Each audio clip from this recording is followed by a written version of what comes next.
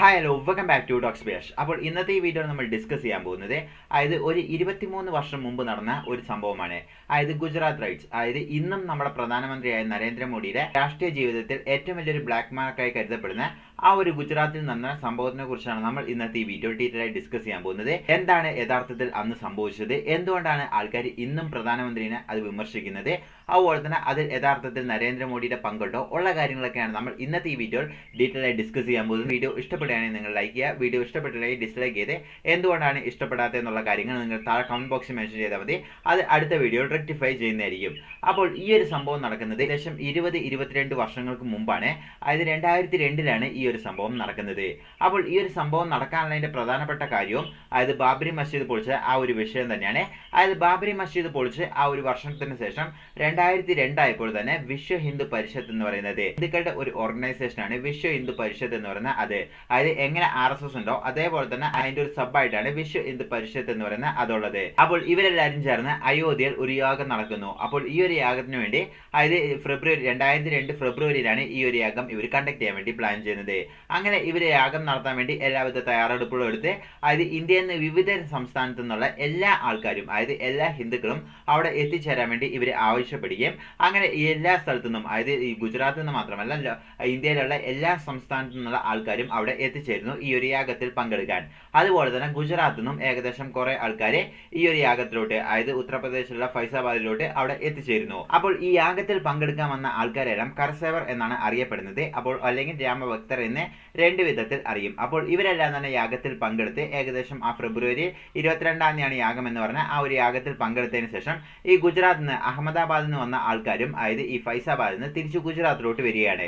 അപ്പോൾ ഗുജറാത്തിലോട്ട് തിരിച്ചു വരുമ്പോൾ ഇവർ സബർമതി എക്സ്പ്രസ് എന്ന് പറയുന്ന ആ ഒരു ട്രെയിനിലോട്ടാണ് എല്ലാവരും കയറി വരുന്നത്. അപ്പോൾ ഇത് ഗുജറാത്തിലുള്ളവർ മാത്രമല്ല അതായത് ഈ സബർമതി എന്ന് പറയുന്ന ഈ ട്രെയിൻ പല സംസ്ഥാനത്തിലൂടെയും ടച്ച് ചെയ്താണ് പോകുന്നുള്ളതുകൊണ്ട് തന്നെ അതായത് ഇതിലുള്ള പല സ്ഥലത്തു നിന്നും അതായത് ഈ യാഗത്തിൽ പങ്കെടുക്കാൻ വന്ന പല സംസ്ഥാനത്തുള്ള ആൾക്കാരും ഈ ഒരു ട്രെയിനിൽ കയറുന്നു. അങ്ങനെ ഈ ട്രെയിനിന്റെ കപ്പാസിറ്റി എന്ന് പറയുന്നത് വെറും 1100 പേർക്ക് മാത്രമോ ഈ ട്രെയിനിൽ സഞ്ചരിക്കാൻ പറ്റുള്ളൂ. പക്ഷെ ആ ട്രെയിനിൽ ഏകദേശം 2000 പേരോളം ആ ട്രെയിനിൽ സഞ്ചരിച്ചു എന്നാണ് പറയുന്നത്. അതിൽ 1700 പേരും ഈ യാഗത്തിൽ പങ്കെടുക്കാമെന്ന ഈ കരസേവ ആൾക്കാരാണ് എന്നാണ് പറയപ്പെടുന്നത്. അങ്ങനെ ഈ ട്രെയിൻ ഫൈസാബാദിൽ നിന്ന് പുറപ്പെട്ട് അവർ തിരിച്ച് അഹമ്മദാബാദ് എത്തുന്നു. അഹമ്മദാബാദ് എത്തുന്നതിന് മുമ്പ് തന്നെ ഈ ട്രെയിൻ ലേറ്റ് ആയിട്ടാണ് എത്തുന്നത്. അതായത് എപ്പോഴും ഉള്ള പോലെ തന്നെ ഇത് ലേറ്റ് ആയിട്ടാണ് അവിടെ എത്തിച്ചേരുന്നത്.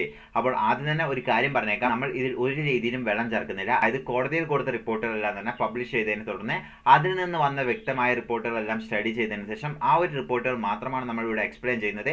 അല്ലാണ്ട് ആരുടെ ഭാഗത്ത് നിന്ന് എക്സ്പ്ലെയിൻ ചെയ്യുന്നില്ല. എന്താണ് സംഭവിച്ചത് എന്ന് അറിയാൻ വേണ്ടി മാത്രമുള്ള ഒരു വീഡിയോ ആണ്. അപ്പോൾ നിങ്ങൾ വേറെ എന്തെങ്കിലും ഉദ്ദേശമുണ്ടെങ്കിൽ ഇപ്പോൾ തന്നെ ഈ വീഡിയോ സ്കിപ്പ് ചെയ്യാം. ഇപ്പോൾ വീഡിയോ ഇട്ട് തുറന്നു കാണാം. അങ്ങനെ ഈ ട്രെയിൻ ഗോത്ര എന്ന് പറയുന്ന ആ ഒരു സ്ഥലത്തോടാണ് എത്തുന്നത്. അതിന് മുമ്പ് ദോഹ എന്ന് പറയുന്ന ആ ഒരു സ്ഥലത്ത് എത്തുമ്പോൾ തന്നെ ഏകദേശം 6:30 ആയി എന്നാണ് പറയുന്നത്. അതായത് പതിവിലും ലേറ്റ് ആയിട്ടാണ് ഈ ഒരു ട്രെയിൻ അവിടെ എത്തിച്ചേരുന്നത് തന്നെ.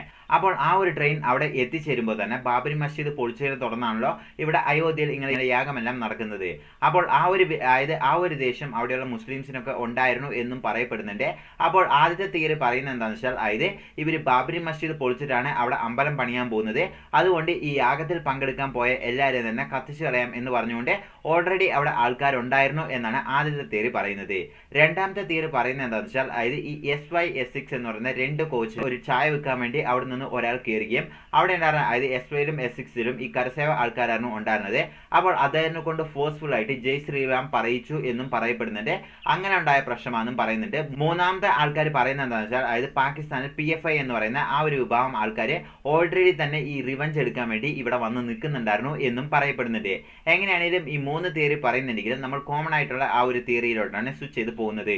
അപ്പോൾ ഈ ഒരു ഗോത്ര എന്ന് പറയുന്ന ഈ ഒരു സ്ഥലത്തോട്ട് ട്രെയിൻ എത്തുന്നു.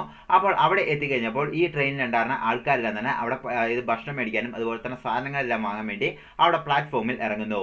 അപ്പോൾ പ്ലാറ്റ്ഫോമിൽ ഇറങ്ങി ഈ ട്രെയിൻ സ്റ്റാർട്ടായി പോകുമ്പോൾ ആ ഒരു സ്ഥലത്ത് അതായത് ആൾക്കാരെല്ലാം തിരിച്ചു കയറാത്തതുകൊണ്ടാണോ എന്തുകൊണ്ടാണെന്ന് അറിയില്ല, പക്ഷേ ഈ ട്രെയിൻ മൾട്ടിപ്പിൾ സ്റ്റൈലിൽ ചങ്ങല വലിച്ച് നിർത്തി എന്നാണ് അവിടെയുള്ള ലോക്കോ പൈലറ്റിന്റെ റിപ്പോർട്ട് പറയുന്നത്. പക്ഷേ ലോക്കോ പൈലറ്റ് മാത്രമല്ല പിന്നീട് ട്രെയിനിന്റെ മെക്കാനിസം എല്ലാം തന്നെ അവർ പിന്നീട് ഇൻവെസ്റ്റിഗേറ്റ് ചെയ്തപ്പോഴും ഇത് തന്നെയാണ് വ്യക്തമായത്. അതായത് അവിടെയുള്ള ലോക്കോ പൈലറ്റ് പറഞ്ഞത് ശരിയാണ്.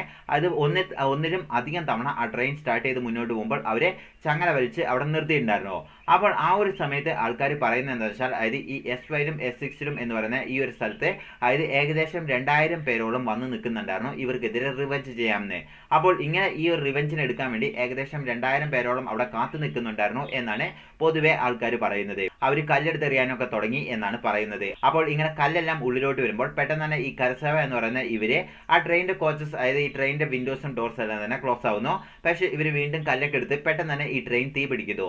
അങ്ങനെ ഈ ട്രെയിൻ തീ പിടിച്ചത് ആ ഒരു ട്രെയിനിന്റെ 2 കോച്ചസ് അതായത് S5 S6 എന്ന് പറയുന്ന ഈ 2 കോച്ചസും കത്തുന്നു. ഇതിൽ ഏകദേശം 59 കരസേവ ആൾക്കാരും മരണപ്പെടുന്നു. അതായത് 59 പേര് അവിടെ മരണപ്പെടുന്നു. ഇതിൽ പ്രത്യേകത എന്താണെന്ന് വെച്ചാൽ അതായത് പ്രൊസീജിയർ വെച്ച് നോക്കുകയാണെങ്കിൽ ഈ 59 പേരുടെ ബോഡിയും അവിടെ നിർത്തി അവിടെ നിന്ന് പുറത്തിറക്കിയതിന് ശേഷം അതായത് പോസ്റ്റ്മോർട്ടം എല്ലാം കഴിഞ്ഞതിന് ശേഷമാണ് അടുത്ത സ്റ്റേഷനിലോട്ട് പോകാൻ പറ്റുള്ളൂ. പക്ഷെ ആ ഒരു ട്രെയിനിന്റെ പ്രത്യേകത എന്താണെന്ന് വെച്ചാൽ അതായത് ആ 59 പേരും കത്തി കഴിഞ്ഞ ആ ബോഡിയും വെച്ചിട്ട് ആ ട്രെയിൻ വീണ്ടും അഹമ്മദാബാദിലോട്ട് പോയി. അപ്പോൾ പിന്നീടുള്ള ഇൻവെസ്റ്റിഗേഷനിലെല്ലാം എല്ലാവരും പറയുന്ന കാര്യവും ഇത് തന്നെയാണ്. അതായത് ഏറ്റവും വലിയൊരു തെറ്റ് ഇത് തന്നെയായിരുന്നു. അതായത് ആ ട്രെയിൻ അവിടെ നിന്ന് മുന്നോട്ട് പോകരുതായിരുന്നു. അതായത് ഈ കത്തിക്കരിഞ്ഞ ബോഡിയെല്ലാം ഇറക്കിയതിന് ശേഷം അതെല്ലാം എക്സാമിൻ ചെയ്തിട്ടോ ബോഡി പോകുള്ളൂ. പക്ഷേ ഇത് ഈ കത്തിക്കഴിഞ്ഞ ബോഡിയുമായിട്ട് അത് എങ്ങോട്ടും എന്തുകൊണ്ടാണ് മുന്നോട്ട് പോയത് എന്നാണ് എല്ലാവരും ചോദിക്കുന്നത്. അങ്ങനെ ഈ അഹമ്മദാബാദിൽ എത്തുന്നു. അഹമ്മദാബാദിൽ ഇവരെ സ്വീകരിക്കാൻ വേണ്ടി എത്തിയ അവിടെയുള്ള കരസേവ ആൾക്കാരും അതുപോലെ തന്നെ വിശ്വ ഹിന്ദു പരിഷത്തുള്ള ആൾക്കാർക്കെല്ലാം ഈ ബോഡിയും ഈ 59 പേരുടെ ബോഡിയെല്ലാം കണ്ട് അവർ വളരെയധികം ദേഷ്യപ്പെട്ടു. കാരണം അവരാണ് ഓർഗനൈസ് ചെയ്തത്. അതായത് ഈ VHP എന്ന് പറയുന്ന ഇവരാണ് ഈ യാഗം ഓർഗനൈസ് ചെയ്തത്. അതിൽ പോയ ആൾക്കാരിൽ ഏകദേശം 59 പേര് മരണപ്പെട്ടു എന്ന് പറയുമ്പോൾ ഓബിയസ്ലി അവർക്ക് പ്രൊവോക്ക് ആവും. അങ്ങനെ അവർ പ്രൊവോക്കായി അവർ പെട്ടെന്ന് തന്നെ ആ ബോഡി റിസീവ് ചെയ്തു. അപ്പോൾ ഇവിടെ ഗവൺമെന്റിന്റെ ഭാഗത്ത് നിന്ന് രണ്ടാമത്തെ വലിയ തെറ്റെന്ന് പറയുന്നത് ഇത് തന്നെയാണ്. അതായത് ഈ ഒരു സമയത്തും അതായത് VHPന്റെ അടുത്ത് ആ ബോഡി കൊടുക്കരുതായിരുന്നു. ഒന്നെങ്കിൽ ഗവൺമെന്റ് അത് ഏറ്റെടുത്തതിന് ശേഷം ഗവൺമെന്റ് പോസ്റ്റ്മോർട്ടം കഴിഞ്ഞിട്ട് ആ ഒരു ബന്ധുക്കളുടെ അടുത്ത് കൊടുക്കണമായിരുന്നു. പക്ഷെ അല്ലെങ്കിൽ ബന്ധുക്കളുടെ അടുത്ത് ഡയറക്റ്റ് ആയിട്ട് ബോഡി കൊടുക്കണമായിരുന്നു. ഇത് രണ്ടുമല്ലാതെ വിശ്വ ഹിന്ദു പരിഷത്ത് എന്ന് പറയുന്ന ഇവരുടെ അടുത്താണ് ആ ബോഡി അതായത് ഇവരാണ് ആ ബോഡി റിസീവ് ചെയ്തത്. ഇവരെന്ത് ചെയ്തു എന്ന് വെച്ചാൽ ആ ബോഡി മൊത്തം കളക്ട് ചെയ്തിട്ട് അതായത് ഗുജറാത്തിൽ ഒരേ വഴി കൂടിയല്ല പോയത്, ഗുജറാത്തിന്റെ പല സ്ഥലത്തൂടെ എല്ലാം തന്നെ ഈ ഡെഡ് ബോഡിയുമായിട്ട് VHPന്റെ ഓഫീസിലോട്ട് കൊണ്ടുവന്നു. അതായത് ഒരേ വഴിയിലല്ല, ഓരോ ഡെഡ് ബോഡി അതിലെ ഇതിലെ എല്ലാം കൂടെ കറങ്ങി അടിച്ചു കൊണ്ടുവന്നു. പൊതുവെ ഇവരുടെ മെയിൻ ഉദ്ദേശം എന്ന് പറയുന്നത് എന്താണെന്ന് വെച്ചാൽ അതായത് എല്ലാവരും അറിയണം എന്നാണ് പലരും പറയുന്നത്. അതായത് എല്ലാവരും അറിയണമെന്ന്. അപ്പോൾ എല്ലാവരും അതായത് ഈ 59 പേര് മരണപ്പെട്ടു, S5 S6 എന്ന് പറയുന്ന ഈ 2 കോച്ചസ് കത്തി എന്ന് പറയുമ്പോൾ തന്നെ എല്ലാവരും തന്നെ ഷോക്ക് ആവുന്നു. അതിലും 59 പേര് മരണപ്പെട്ടു എന്ന് പറയുന്നതും അതുപോലെ തന്നെ അതെല്ലാം കരസേവ ആൾക്കാരെന്ന് പറഞ്ഞപ്പോൾ എല്ലാവർക്കും ഒബ്വിയസ്ലി അവിടെയുള്ള അതായത് ഹിന്ദുക്കൾക്കെല്ലാം ഒബ്വിയസ്ലി ദേഷ്യം കൂടുകയും അതുപോലെ തന്നെ ഇവരെല്ലാം തന്നെ VHP ഓഫീസിലോട്ട് എത്തിക്കുന്നു ആ ബോഡി മൊത്തം. അങ്ങനെ ഈ മരണപ്പെട്ട 59 പേരിൽ 22 മെയിലും അതുപോലെ തന്നെ 27 ഫീമെയിലും 10 കുട്ടികളും ഉണ്ടായിരുന്നു എന്നുള്ളതാണ് ഏറ്റവും വലിയൊരു സങ്കടാവസ്ഥ. അപ്പോൾ ഈ ഒരു VHP ഓഫീസിൽ കൊണ്ടുവന്ന് ഇവരുടെ ബോഡി എല്ലാം തന്നെ പോസ്റ്റ്മോർട്ടം അതുപോലെ തന്നെ മറ്റ് ഫോർമാലിറ്റീസ് എല്ലാം ഏകദേശം 16 ഹോസ്പിറ്റലിലാണ് ഇവർ അഡ്മിറ്റ് ആക്കുന്നത്. അങ്ങനെ ഈ 16 ഹോസ്പിറ്റലിൽ അവരെ കൊണ്ടുപോയി പോസ്റ്റ്മോർട്ടം എല്ലാം കഴിഞ്ഞതിന് ശേഷം ഇവർ വീണ്ടും അതായത് ഈ 16 ഹോസ്പിറ്റലിന് മുന്നിലും ആൾക്കാർ അളവിലും കൂടുതൽ ആൾക്കാർ ഈ 16 ഹോസ്പിറ്റലിന് മുന്നിലോട്ടും ആൾക്കാർ വന്നു ചേരാൻ തുടങ്ങി. അതായത് VHPന്റെ സപ്പോർട്ടേഴ്സും അതുപോലെ തന്നെ മറ്റ് ഹിന്ദു ഫെഡറേഷനിലുള്ള ആൾക്കാരെല്ലാം തന്നെ. അപ്പോൾ തന്നെ അവിടെയുള്ള ആൾക്കാരെല്ലാം തന്നെ പേടിക്കാൻ തുടങ്ങി. അതുപോലെ തന്നെ ഗവൺമെന്റ് ഓഫീഷ്യൽസ് എല്ലാം കൃത്യമായിട്ട് ഇതിലൊരു ഡിസിഷൻ എടുത്തിട്ടില്ല എന്നാണ് പറയുന്നത്. എങ്കിലും ഈ 16 ഹോസ്പിറ്റലിന്റെ അങ്ങോട്ട് എല്ലാവരും തന്നെ വരാൻ തുടങ്ങി. അതിനുശേഷം ഈ 16 ഹോസ്പിറ്റലിൽ നിന്ന് ഈ 59 ബോഡിയും അവര് പോസ്റ്റ്മോർട്ടം എല്ലാം കഴിഞ്ഞിട്ട് തിരിച്ച് അതായത് ഈ ബോഡി എല്ലാം അടക്കുന്ന ഈ സെർമിനേഷൻ ഗ്രൗണ്ടിലോട്ട് കൊണ്ടുവരുന്നു. ഇപ്പോഴും ഇവിടെ ആദ്യം ചെയ്ത പോലെ തന്നെ അതായത് ഒറ്റ വഴിയിലൂടെ അല്ല കൊണ്ടുവന്ന് ഗുജറാത്തിന്റെ പല ഉൾവഴി കൂടി എല്ലാം തന്നെ അവർ ബോഡി കൊണ്ടുവന്ന് ആ ഒരു ഗ്രൗണ്ടിലോട്ട് എത്തിക്കുകയായിരുന്നു ചേർന്നത്. പിന്നെ ഗവൺമെന്റ് ചെയ്ത ഏറ്റവും വലിയൊരു വീഴ്ച എന്താണെന്ന് വെച്ചാൽ അതായത് അവിടെയുള്ള മീഡിയയ്ക്ക് ഒരു റെസ്ട്രിക്ഷനും കൊടുത്തില്ല. ഇതുകൊണ്ട് എന്താണെന്ന് വെച്ചാൽ അതായത് ഈ ബോഡി കൊണ്ടുപോകുന്നതിന്റെ പുറകെ ഈ മീഡിയ എല്ലാം ലൈവ് ടെലികാസ്റ്റിംഗ് ആയിട്ട് അതിൽ കൂടെ പോകാൻ തുടങ്ങി. ഇതുകൊണ്ട് എന്താണെന്ന് വെച്ചാൽ അതായത് ഗുജറാത്തിൽ മാത്രമല്ല ഇന്ത്യയിലെ എല്ലാ ജനങ്ങൾക്കും അതായത് പ്രൊവോക്ക് ചെയ്യാനുള്ള ഒരു ത്രെട്ടും കൂടെ ഇതിലായി എന്ന് പറയാം. കാരണം അതായത് ഈ മീഡിയയും കൂടെ ഇങ്ങനെ ഇറിറ്റേറ്റ് ചെയ്യുമ്പോൾ ആൾക്കാർക്കെല്ലാം തന്നെ കൂടുതൽ പ്രൊവോക്കേഷൻ വന്നു. അതുപോലെ തന്നെ ഗുജറാത്തിൽ അങ്ങും ഇങ്ങും എല്ലായിടത്തും ഈ ന്യൂസ് വളരെയധികം സ്പീഡായിട്ട് തന്നെ സ്പ്രെഡ് ആവാൻ തുടങ്ങി. അങ്ങനെ ഈ ഒരു സെന്ററിലോട്ട് വരുന്നു. അങ്ങനെ ഈ ഒരു സംഭവങ്ങളെല്ലാം നടക്കുന്ന ഈ ഒരു സമയത്താണ് അഹമ്മദാബാദ്, ഗാന്ധിപുരം, അതുപോലെ തന്നെ ബറോഡ, ഗോത്ര, അതുപോലെ തന്നെ സൂറത്ത് എന്ന് പറയുന്ന ഈ സ്ഥലങ്ങളിലെല്ലാം തന്നെ വലിയ രീതിയിലുള്ള കലാപം ആരംഭിക്കാൻ തുടങ്ങി. അതായത് അവിടെയുള്ള മുസ്ലിംസും ഹിന്ദുക്കളും തമ്മിലടിക്കാൻ തുടങ്ങി. അത് വലിയൊരു റൈറ്റ്സ് ആയി മാറി. അങ്ങനെ ഏകദേശം 3 ദിവസത്തോളം ഈ ഒരു റൈറ്റ്സ് അവിടെ മൊത്തം സ്പ്രെഡ് ആയി നിന്നു. അങ്ങനെ 27-ാം തീയതി ആയപ്പോൾ തന്നെ വീണ്ടും ഈ റൈറ്റ്സിന്റെ അതായത് വീര്യം കൂടിയതായി കൂടിയതല്ലാണ്ട് ഒരിക്കലും കുറഞ്ഞില്ല. അതായത് പോലീസിനെ കൺട്രോൾ ചെയ്യാൻ പറ്റുന്നതിനെക്കാട്ടിലും ഔട്ട് ഓഫ് കൺട്രോൾ ആയിരുന്നു ഉണ്ടായിരുന്നത്. അപ്പോൾ 27-ാം തീയതി ആയപ്പോൾ ചമപുരം എന്ന് പറയുന്ന ആ ഒരു സ്ഥലം ഉണ്ടായിരുന്നു. ഇവിടെ മുസ്ലിം മെജോറിറ്റി ആൾക്കാരായിരുന്നു താമസിച്ചുകൊണ്ട് ഇരുന്നത്. അപ്പോൾ ഇവിടെ ഒരു കോൺഗ്രസിന്റെ എംപിയും കൂടിയുണ്ട്. അപ്പോൾ ആ ഒരു ദിവസം അതായത് 27-ാം തീയതി 9 മണിയായപ്പോൾ തന്നെ അവിടെ കൂടുതലും അതായത് പതിവിലും അധികം ആൾക്കാരെല്ലാം തന്നെ അവിടെ വന്ന് നിൽക്കാനെല്ലാം തുടങ്ങിയപ്പോൾ തന്നെ അതിൻ്റെ ഉള്ളിലുള്ള ആൾക്കാരെല്ലാം തന്നെ ഭയപ്പെടുന്നു. എന്തുകൊണ്ടാണ്? അതായത് പൊതുവെ ഗുജറാത്ത് മൊത്തം ഇങ്ങനെ വലിയ റൈറ്റ്സ് നടന്നുകൊണ്ടിരിക്കുകയാണ്. അതിനും ഈ ഒരു സ്ഥലത്ത് ഇത്രമാത്രം അധികം ആൾക്കാർ വന്ന് നിൽക്കുമ്പോൾ അവിടെയുള്ള ആൾക്കാരെല്ലാം തന്നെ ഒബിയസ്ലി പേടിച്ചു പോകുന്നു. അവിടെ MPസിന്റെ അടുത്ത് വിളിക്കുന്നു, പോലീസിനെ വിളിക്കുന്നു. അങ്ങനെ പോലീസിനെല്ലാം വിളിക്കുന്നുണ്ടെങ്കിലും പോലീസിന്റെ ഔട്ട് ഓഫ് കൺട്രോൾ ആയതുകൊണ്ട് തന്നെ പോലീസിനെ അവിടെ റീച്ച് ചെയ്യാൻ പറ്റുന്നില്ല എന്നാണ് പറയുന്നത്. ആ ഒരു സമയത്ത് ഇവരെല്ലാം തന്നെ അവിടെ കൂടിയുന്ന ആൾക്കാരെല്ലാം തന്നെ ഉള്ളിൽ കയറിയിട്ട് അവിടെയുള്ള അതായത് വീടെല്ലാം തന്നെ അടിച്ചോടിക്കാനും അതുപോലെ തന്നെ കത്തിക്കാനെല്ലാം തുടങ്ങി.